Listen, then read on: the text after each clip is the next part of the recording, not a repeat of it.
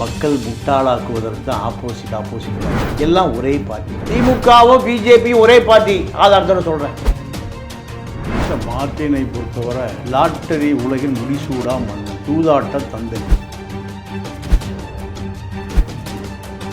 அதிமுக, திமுக, BJP எல்லாத்துக்கும் ஒரே முதலாளி தான். யாருன்னா மணல் மாஃபியா கரிகாரன். அமித்ஷா கேட்குறாரு, எல்லா 40 பேர் இருக்கும், உன் பேர் எங்கேன்னு கேட்குறாரு. இல்லை, நான் 40 பேருக்கு வேலை செய்யணும். நீ ஏன் நிற்கிறீங்கன்னா எப்படியா நம்ம கட்சிக்கார நிற்பான்? நீ ஒரு தொகுதியில் இல்லை, ஒரு லிஸ்ட்டை மாற்றி கொண்டா. சொற்ப வாக்கு வாங்கி தோத்துட்டேன்னா என்ன பிஜேபி தூக்கி போட்டுருவோம். அதனால கோயம்புத்தூர்ல திமுகவை நிறுத்தாதீங்க. மார்ட்டினும் சம்மந்தி ஆக போகிறவர்கள். டிபிடி நியூஸ் டெஸ்க் பார்வையாளர்களுக்கு வணக்கம். இன்றைய சிறப்பு நேர்காணலில் நம்முடன் இணைந்திருப்பவர் மூத்த பத்திரிகையாளர் திரு தமிழாபாண்டியன் அவர்கள். சார் வணக்கம். வணக்கம் சார். தேர்தல் பத்திரங்கள் உச்சநீதிமன்றம் ரொம்ப கடுமையாக தேர்தல் கமிஷன் உத்தரவிட்ட உடனே அவங்க வெளியிட்டிருக்காங்க. இந்தந்த கட்சிகள் இவ்வளோ வாங்கியிருக்காங்க, ஆனால் யார் கொடுத்தாங்கன்றது இன்னும் முழுமை இவ்வளோ பேர் கொடுத்துருக்குன்றது வெளியிடல. அதில் மார்ட்டின் லாட்ரி அதிபர் அவர் 1368 கோடி கொடுத்துருக்காருங்க. அதை கொடுத்த உடனே பார்த்தீங்கன்னா இன்னைக்கு அண்ணாமலையார் அவர்கிட்ட கேட்கும்பொழுது அவர் சொல்கிறாரு, நீங்கள் சொல்கிறீங்க பாஜக தான் அதிகமாக வாங்கியிருக்குன்னு. நாங்கள் ஒரு தேசிய கட்சி, திரிணாமுல் காங்கிரஸ் எவ்வளோ வாங்கியிருக்கு, திமுக எவ்வளோ வாங்கியிருக்கு. குறிப்பாக இந்த மார்ட்டினுடைய மருமகன் ஆதவ் அர்ஜுன் இவர் அண்ணன் திருமாவுடைய பாக்கெட்ல இருக்கிறாரு.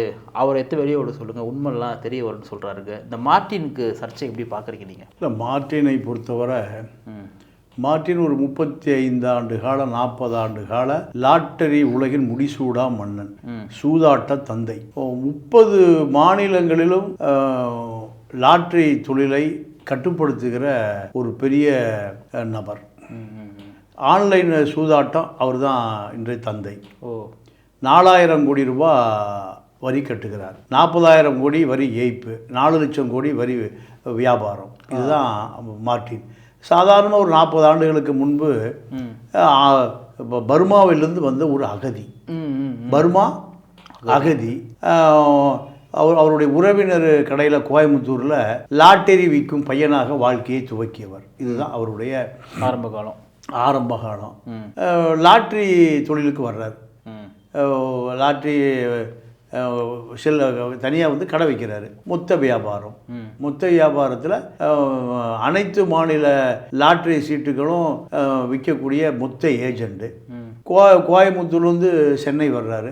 சென்னை வந்த பிறகு ஒட்டுமொத்தமாக தமிழ்நாடு, கேரளா, கர்நாடகா, ஆந்திரா எல்லா மாநிலத்தினுடைய லாட்ரி முகவராக சென்னையில் மாறுறாரு. அப்போ டெக்கான் ஏஜென்சின்னு ஒரு மார்வாடி தான் கம்பெனி வச்சிட்ருக்கான். அந்த கம்பெனியை முழுசாக தன்னுடைய கட்டுப்பாட்டு கொண்டு வர்றாரு.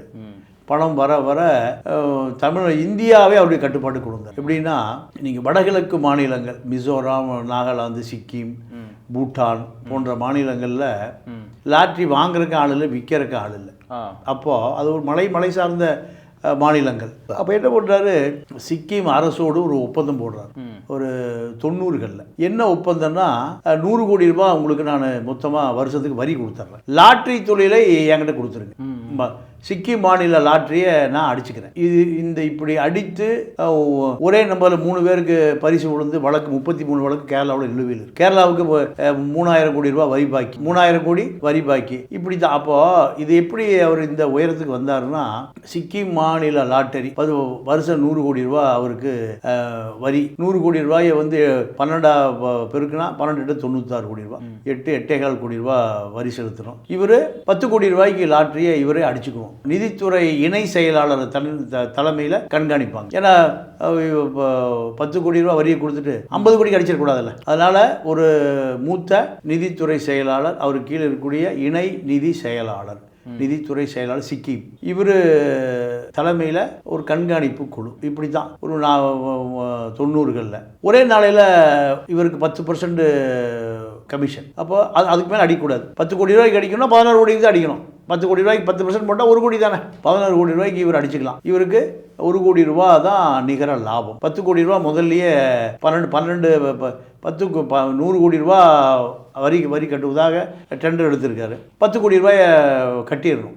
இதுதான். அப்போ இந்த உடனடியாக 11 கோடி ரூபாய்க்கு அடிக்கக்கூடிய 11 கோடி லாட்டரி சீட் அடிக்கக்கூடிய வசதி அன்னைக்கு சிவகாசியில் தான் இருந்தது. பிரிண்டிங் டெக்னாலஜி வளர்ந்த நகரம் சிவகாசி தான். பட்டாசு சிவகாசி, பிரிண்டிங் சிவகாசி, தீப்பெட்டி சிவகாசி. அப்போது சிவகாசியில் இருக்கக்கூடிய ஆப்செட்டுகள் தான் நீங்கள் ஒரே நாளில் 10 கோடி லாட்டரி சீட்டு அடிச்சிருவோம். எப்படின்னா அந்த சீரியல் நம்பர் போடாமல் நீங்கள் 1 மணி நேரத்துலேயே, நான் பத்திரிக்கை மிஷின் வச்சுருந்தேன், பிரிண்டிங் மிஷின் வச்சுருந்தேன். 12 பக்கம் 1 மணி நேரத்தில் என்னுடைய பழைய மிஷினை 20,000 காப்பி ஓடும். 1 மணி நேரத்தில் பழைய மிஷினு. புது மிஷின் 50,000 காப்பி ஓடும். இப்போ 1 மணி நேரத்துலேயே ஒரு 10 கோடி சீட்டு. நீங்கள் 12 பக்கம்னா 3 பேப்பர், முழு பேப்பர், 4 பக்கம், முன்னாடி 2 பின்னாடி 2, 4, முன்னாடி 2 பின்னாடி 2, முன்னாடி 2, அப்போ 3 ஃபுல் சீட்டு. இப்படி 40,000 காப்பி ஓடுனா ஒரு 10 கோடி லாட்டரியை நீங்கள் வெட்டி எடுத்துடலாம். அப்புறம் சீரியல் போட தான் பாக்கி. அது சீரியல் ஆட்டோமேட்டிக் மிஷின் சீரியல் போட்டுரும். இந்த டெக்னாலஜி 90களே சிவகாசியில் இருந்தது. அப்போது நிதித்துறை இணை துணை செயலாளர் எங்கே இருப்பார்னா குற்றாலம் கெஸ்ட் ஹவுஸில் இருப்பார். மார்ட்டினுடைய கெஸ்ட் ஹவுஸில், குற்றாலம் கெஸ்ட் ஹவுஸில். நீங்கள் பக்கத்தில் திருவனந்தபுரம் துணை நடிகைகளோட அவர் அங்கே இருப்பார். குற்றால அருவி, ஜானி வாக்கர், உயர்தர மது, இதுதான் அந்த இணை செயலாளருக்காக கண்காணிப்பு. இங்கே ஒரு 25 கோடி முதல் 50 கோடி வரைக்கும் அடிச்சிருவாங்க. அப்போது அந்த அதிகாரி வந்து பார்க்கும்போது அவருக்கு சிறப்பாக கவனிச்சிருவாங்க. அப்போ அவர் நீட்டுக்கிற பேப்பரில் கையில் போட்டு கொடுத்துருவார். அவருக்கு பொட்டி கை மாறிடும், முடிஞ்சு போச்சு. இப்படி 33 வழக்கு கேரளா அரசாங்கம் போடுது. ஏன்னா ஒரே நம்பருக்கு 2 பிரைஸ் கொடுக்குது. அப்போ ஒரே சீட்டில் 2 சீட் 3 சீட் அடிச்சிருவார். 10 கோடி சீட்டை 30 கோடி அடிச்சிருவார். தமிழ்நாடு, கேரளா, கர்நாடகா எல்லாம் சிக்கிம் லாட்டரி நிறைய விற்கும். அப்போ அது அடுத்து மிசோராம், அடுத்து மணிப்பூர், இப்படி 7 மாநிலங்களினுடைய முதலமைச்சர்களையும் நிதித்துறை செயலாளர் கட்டுப்படுத்துகிற மனிதராக மாறுறார். இதுதான் இவருடைய சிறப்பு. சார், இப்போது இவர் வளர்ந்து வந்துட்டார். அதுக்கப்புறம் நம்ம தமிழ்நாட்டிலுமே இருந்தது, இப்போலாம் தடை பண்ணிட்டாங்க லாட்டரியை. குறிப்பாக இவர் வந்து இப்போ இந்த தேர்தல் பத்திரங்களுக்கு வந்து கொடுத்த நிதி தான் இங்கே பெரிய ஒரு கான்ட்ரவர்சி உருவாக்கியிருக்கு. இப்போ இவ்வளோ கோடி கொடுத்துருக்காங்கன்னா எல்லாருமே சொல்கிறதுனா பாஜக தான் கண்டிப்பாக கொடுத்துருப்பாரு. அதே போல் வந்து இந்த குடும்பம் வந்து திமுகவுக்கும் நெருக்கமான குடும்பம், பாஜகவுக்கும் நெருக்கமான குடும்பம். திரு அண்ணாமலை சொல்கிறாரு, இந்த ஆதவ அர்ஜுன் இவர் வந்து ஸ்டாலின் அவர்களுக்கு ரொம்ப நெருக்கமானவர், நான் நைட்டு புகைப்படத்தை வெளியிடவா, திருமாவுடைய புகைப்படத்தை வெளியிடவான்னு சொல்லிட்டு இவங்கள வந்து ஒரு வச்சு பேசுகிறாருங்க இல்லையா.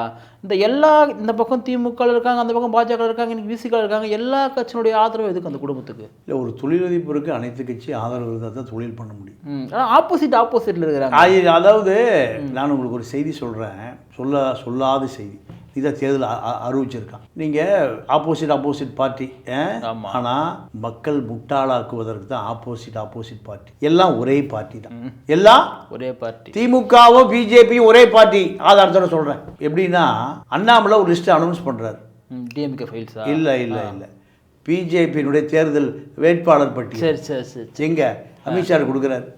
அமித்ஷா கேட்குறாரு, எல்லா 40 பேர் இருக்கும், உன் பேர் எங்கேன்னு கேட்குறாரு. இல்லை, நான் 40 பேருக்கு வேலை செய்யணும்.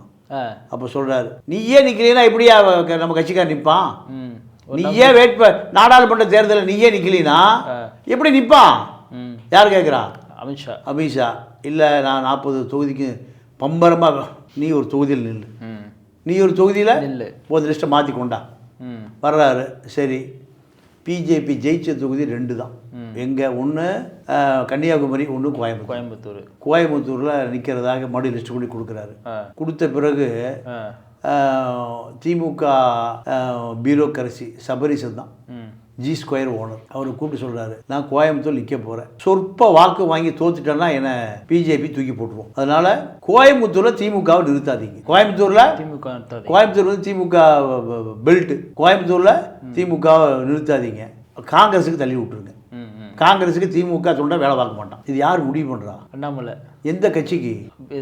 திமுக கிட்ட. பிஜேபி வின் பண்ண. அப்போ திமுக என்ன பண்ணணும்? திமுக வேட்பாளரை களமறிக்க அண்ணாமலைக்கு அட்டாக் கொடுத்துருக்கணும். இப்போ என்ன பண்ணுது? காங்கிரஸுக்கு தள்ளி விட்டுருச்சு. காங்கிரஸுக்கு திமுக தொண்டை வேலை பார்க்க மாட்டான். அப்போ யார் அதிக ஓட்டு வாங்குவா? பிஜேபி தான் வாங்குவோம். இது யார் ஏற்பாடு? திமுக ஏற்பாடு. இப்போ நீ கேட்குறீங்கல்ல, திமுக பிஜேபி எல்லாத்துக்கும் ஒரே முதலாளி தான். யாருன்னா மணல் மாஃபியா கரிகால. மணல் மாஃபியா கரிகால அவர் தான் எல்லாத்துக்கும் தேர்தல் ஃபண்டு பிரித்து கொடுக்க போகிறார். திமுக பிஜேபி எல்லாருக்குமே எல்லாத்துக்கும். அதே போல் இது லிக்கர் மாஃபியா யாரு? லிக்கர் 50,000 கோடி தமிழ்நாட்டில் வியாபாரம், 6,000 கடை இருக்குது. இந்த கடை மொத்தமாக பாஸ் யார்? முதல்ல செந்தில் பாலாஜி இப்போ கம்பெனிட்டு இருக்கார். 2 பேரும் சண்டை என்ன? அதுதானே, நீ இவ்வளோ பணம் அடிக்கிற, எனக்கு பாதி கொடுக்க மறுக்கிறார். திமுக சாரி அதிமுக ஆட்சியில் இருந்த வழக்கம் போட்டு உள்ளே வைக்கிறார். அப்போது இது நாடு எவ்வளோ பெரிய சர்வாதிகார நாடுன்னு பாருங்க. அண்ணாமலைக்கு செந்தில் பாலாஜிக்கு போன சண்டையெல்லாம் செந்தில் பாலாஜி இன்னைக்கு வரைக்கும் களி தின்றார். அப்போது திமுகவிடம் பேசி திமுக காங்கிரஸுக்கு விட்டு கொடுத்துருச்சு. இப்போ அங்கே திமுக வேலை செய்யாது, காங்கிரஸ் தோற்று போகும். காங்கிரஸே கண்டிப்பாக தோற்று போகும். இப்போ சொல்கிற எழுதி வச்சுக்கங்க.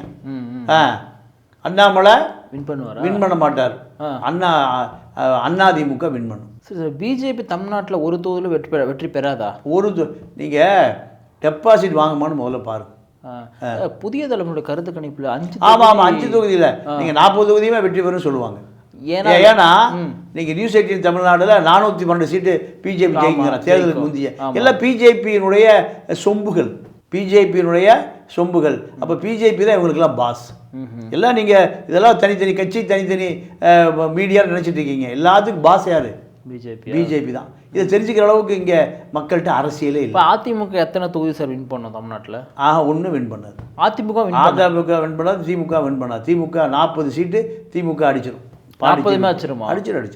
எப்படின்னா மோடி எதிர்ப்பா திமுக எதிர்ப்பான்னு மக்கள் எப்படி பார்க்குறான்? மோடி எதிர்ப்பு தான். அப்போ தமிழ்நாட்டில் ஆமாம், நீங்கள் தமிழ்நாட்டில் மொத்தம் இந்தியா முழுக்க போலாகிற அதில் 65க்கு மேலே போலாகல. திமுகவுக்கு 20%, அதிமுக 20% நிரந்தர வாக்கு வங்கி. இது எந்த காலத்தையும் சரியாது. அப்போது 35 ஓட்டு போடுறதில்ல. 35 ஓட்டு போடலைன்னா 65 தான். 65 20 40 வந்துருச்சு. அப்போ மீதி எவ்வளவு? 25% தான். எந்த பக்கம் சாயிறானோ அங்கே வெற்றி. முஸ்லீம்கள் கிறிஸ்துவர்கள் 10% இருக்கான். நீங்கள் சிறுத்தை, கம்யூனிஸ்ட்டு, இப்படி வைகோ, கொங்கு ஈஸ்வரன், இப்படி எல்லாம் சேர்ந்து ஒரு 20% வந்துடுவாங்க. அப்போ திமுக இதுதான் கடந்த காலத்தில் ஜெயலலிதாவுக்குரிய ஜாக்பாட்டும் அதுதான். மோடியா லேடியானா முழு முஸ்லீம் கிறிஸ்துவர்கள் கம்யூனிஸ்டுகள் எல்லாம் ஜெயலலிதா ஓட்டு போட்டாங்க. 37 சீட் ஜெயிச்சது. ஆமாம், ஜெயலலிதா இறந்து போன பிறகு சனாதனத்தை ஒழிச்சே தீரும். அப்போ அன்னைக்கு ஒரு சீட் கூட திமுக கிடையாது. திமுக வாஷ் அவுட்டு. ஜெயலலிதா செத்து போன பிறகு எடப்பாடி பிஜேபியை மாறிட்டார். மாறின பிறகு சனாதனத்தை ஒழிக்கணும்னா இது மக்கள் இந்த 20% மக்கள் யாருக்கு ஓட்டு போட்டான்?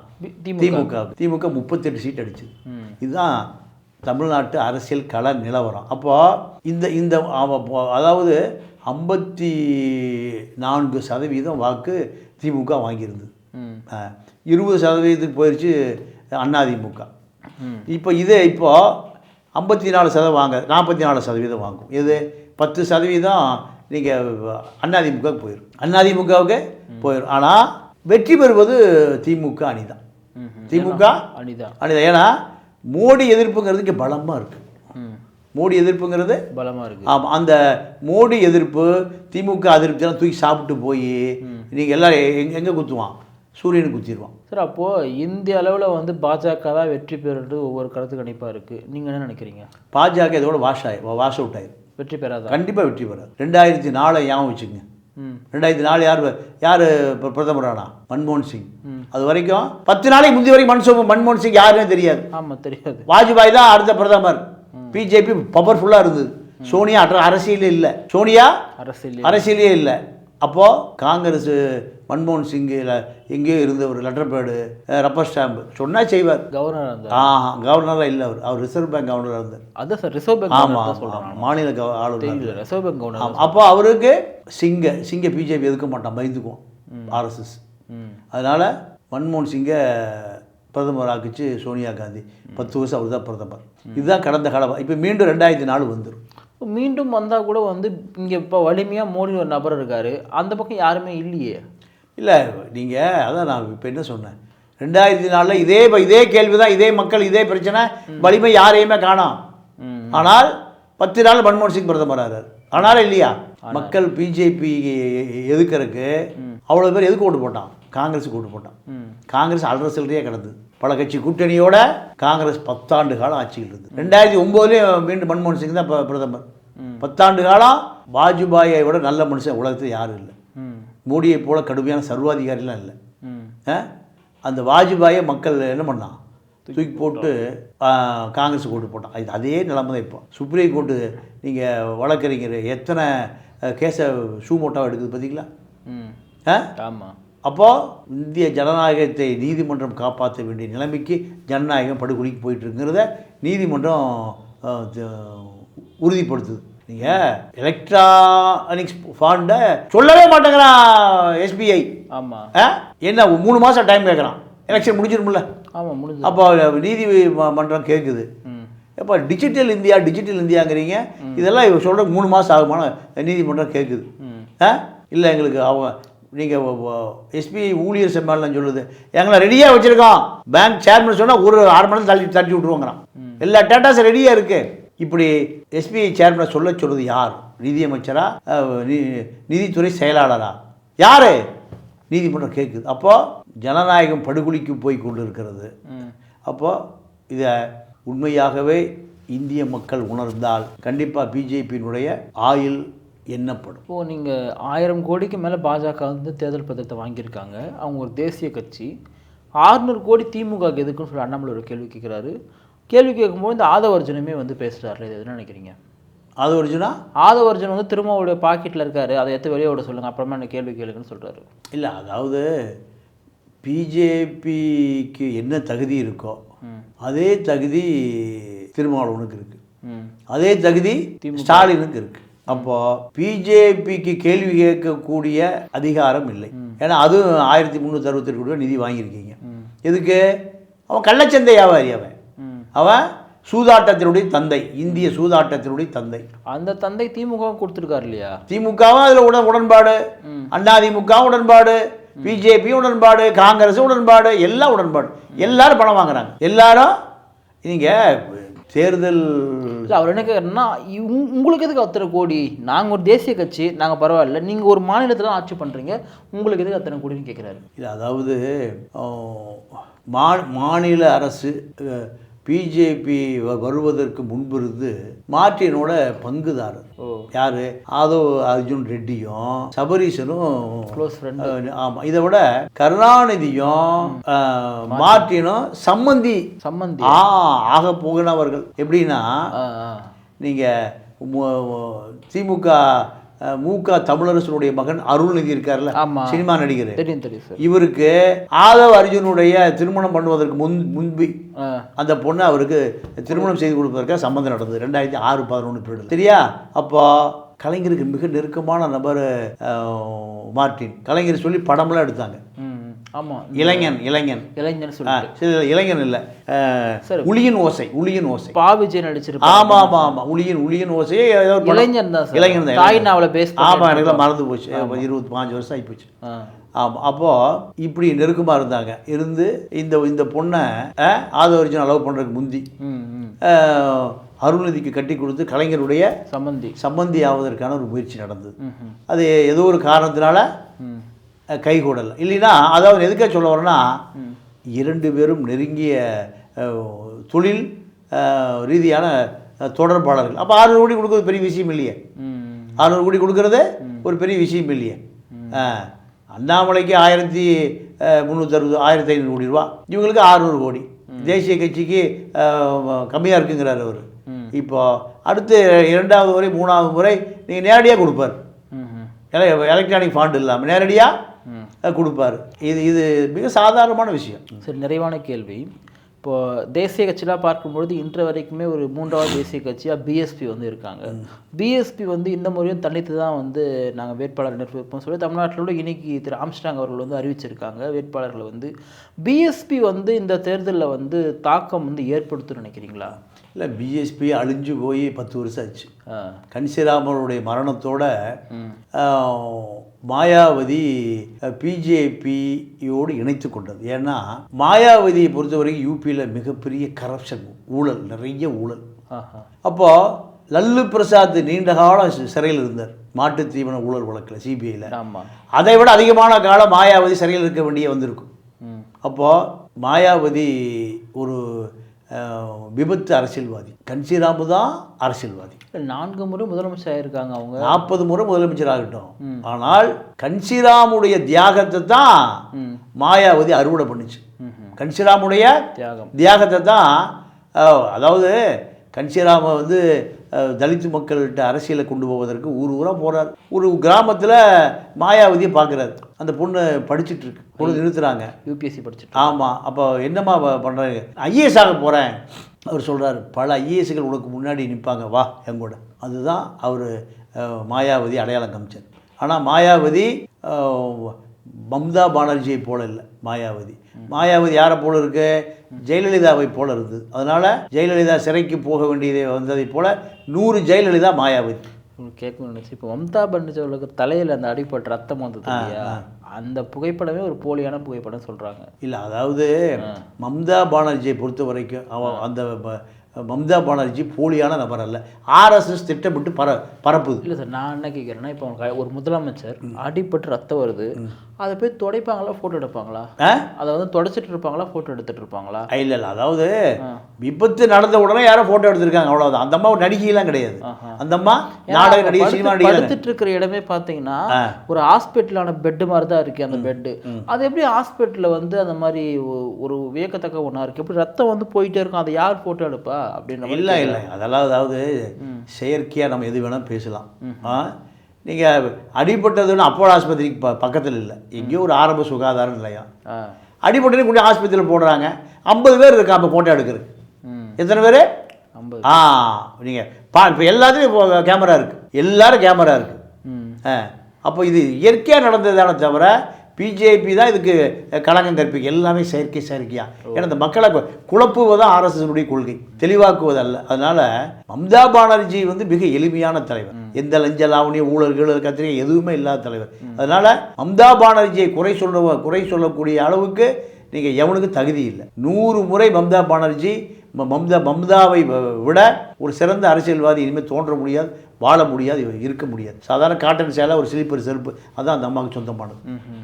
அந்த அம்மா உறவினர் தான் சாரதா ஃபைனான்ஸ் வழக்கில் பல ஊழல் பண்ணியிருக்கான தவிர அந்த அம்மா பொறுத்த வரைக்கும் மிக மிக எளிமையானவர், பிரதமர் வேட்பாளருக்கு தகுதியானவர்.